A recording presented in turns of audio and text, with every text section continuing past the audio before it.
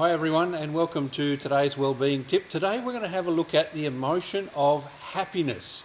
I wonder what actually makes you happy. I've got a few things you can see on my screen here. There's a bookshelf. I love reading books. That makes me happy. You can see some plants. I love plants. I enjoy spending time in the garden. You'll see a little playpen over here. There's nothing more delightful than the sound of children playing and laughing. I actually have one of my other favourite things here that makes me very happy during the day. It's a cup of coffee. Here's another little treat that's a little bit naughty that makes me quite happy, and it's a caramel slice. Now, I'll tell you a secret. I don't want to embarrass my middle child, but Katie and I love to go out sometimes, have a daddy-daughter date and get a caramel slice, and we actually judge how good the slice is. You have to get the right consistency of chocolate. The caramel in the middle needs to be a little bit gooey, and the base needs to be a little bit gooey as well to get it a 10 out of 10 from the caramel slice judges. So I wonder what makes you happy in your world. Here's something really interesting. Most people don't actually know what makes them happy. There's a few myths and misconceptions around it. Here's what the research shows. Very often, people feel that if they have a good job, they have healthy relationships, and they're physically healthy and emotionally well, then that will result in happiness. And often it does. But here's a really interesting fact. What the research shows is that people who have managed to cultivate a tendency to be happy more often than not actually result in having better paid jobs, healthier relationships, and being physically, mentally and emotionally healthier than people who haven't cultivated that primary emotion. Here's another really interesting fact that the research shows is that when a survey goes out asking what do you think will make you happy, always the top two answers that come back are these.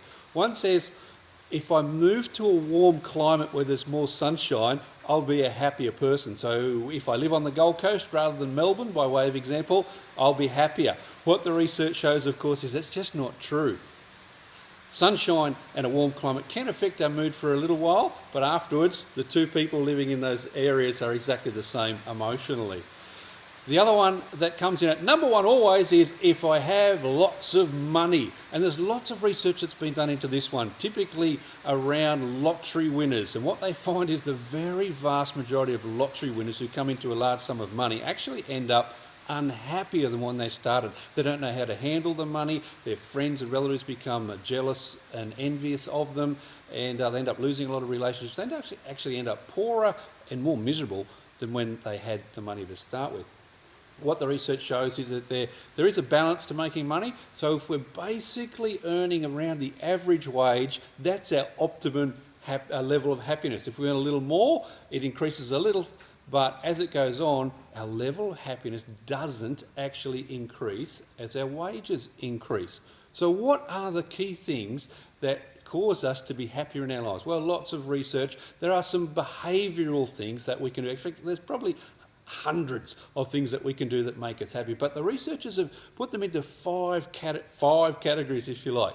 So here they are, and these are ways that we can cultivate this emotion of happiness that has these hefty benefits for us in the area of our relationships with one another, in the area of our physical, mental and emotional well-being, and our overall job success and our level of earning and so forth. So I'll start at number 5 and work my way up to number 1. So number 5 is, you've probably heard some of these before, but gratitude, expressing things in our heart that we're thankful for. It's the everyday things that we sometimes overlook. It's the classic, count your blessings, count them one by one and see what the Lord has done. We can often overlook those things. So it's things like writing a note to someone that you're grateful for. It's about appreciating our friends and our family.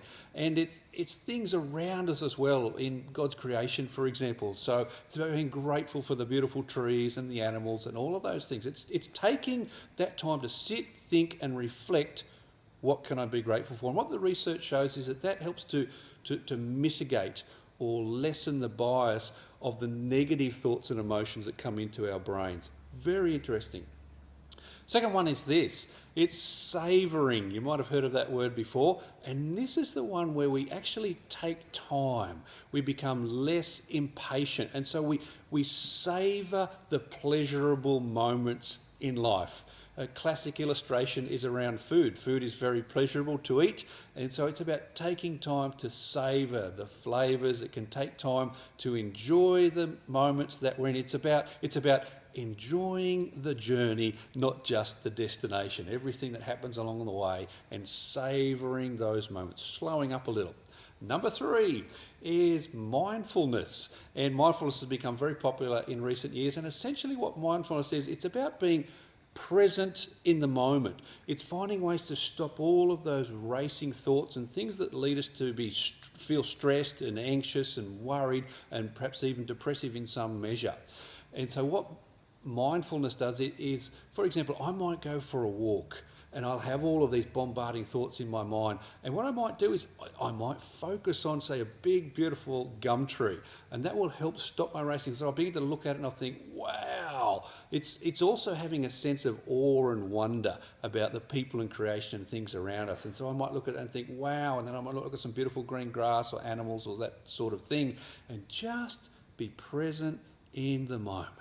It's about having that little time of reflection, of withdrawing, and just having what we might call some me time, if you like. All right, number 4, and this is a classic one. This relates to our generosity and helping others. All the research shows that generous people are happy people. The scriptures say that God loves a cheerful giver, and it isn't any wonder, because the giving makes us more cheerful. There's a mutual exchange that takes place when we help other people. We help the other person, but something very positive also takes place in our own heart. So money is actually made to go around, so to speak. So it does our hearts tremendous good to be generous with the resources that we've been blessed with, and to be mindful of others and to help them. It helps facilitate, cultivate happiness in our lives. Okay, here's the number 1 thing that cultivates this positive emotion of happiness in our life. Here it is, drum roll. It's what the researchers call positive relationships. And it's that classic being intentional and cultivating and building relationships with our friends, first and foremost our family, because it doesn't just happen, does it? We have to be very intentional. We're creatures. Our hearts can sometimes get battered and bruised, and we can be hurt and offended, and we need to work at building positive relationships in our lives. I mentioned at the start about the coffee and the caramel slice that makes me happy, but you know what? It's not actually well, it is to a little bit. It's kind of a mood lifter. But what I really enjoy about the coffee and the caramel slice is that it's something that's facilitating a positive relationship with one of my children, and it's absolutely fabulous.